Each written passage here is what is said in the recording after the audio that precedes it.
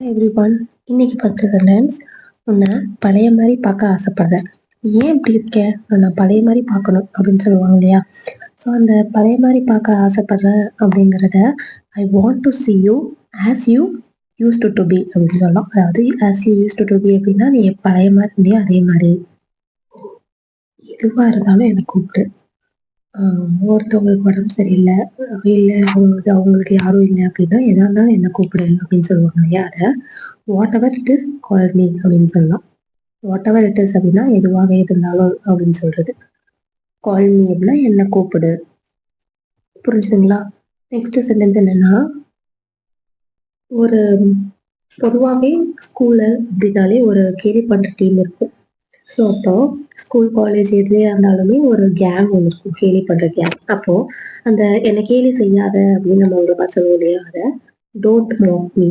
மோக் அப்படின்னா கேலி பண்றது. டோன்ட் மோக் மீ அப்படின்னா என்னை கேலி செய்யாதீங்க. டோன்ட் மோக் அப்படின்னா கேலி செய்யாத அப்படின்னு சொல்றது. டோன்ட் மோக் மீ அப்படின்னா என்ன கேலி செய்யாத அப்படின்னு சொல்றது.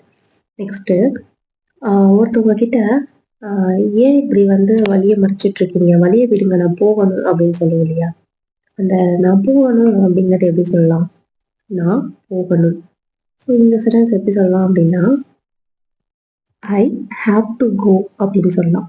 ஐ ஐ எப்படின்னா நான், ஹாவ் டு கோ அப்படின்னா போகணும் அப்படின்னு சொல்றது. ஐ ஹாவ் டு கோ, நான் போகணும், நான் போய் ஆகணும், அந்த மாதிரி சொல்லுவோம் இல்லையா? ஸோ அதுதான் ஐ ஹாவ் டு கோ, நான் போகணும் அப்படின்னு சொல்றது. புரிஞ்சுதுங்களா? இதை நம்ம daily using sentences, daily use பண்றதுல அடிக்கடி யூஸ் பண்ற சென்டென்சஸ். நான் இப்போ எழுதணும். ஸோ இது எப்படி சொல்லலாம்? நான் போகணும், இந்த சென்டென்ஸ் நான் இப்போ எழுதணும். நான் அப்படிங்கிறத ஐன்னு சொல்லுவோம். நான் அப்படின்னா இப்போ, எழுதணும் அப்படிங்கிறத have to right.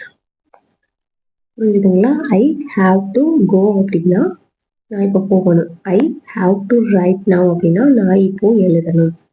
I have to அப்படின்னா போக வேண்டும், எழுத வேண்டும், படிக்க வேண்டும், இந்த மாதிரி சொல்லுவோம் இல்லையா? ஸோ அதுக்கெல்லாம் ஹாவ் டு யூஸ் பண்ணுவோம்.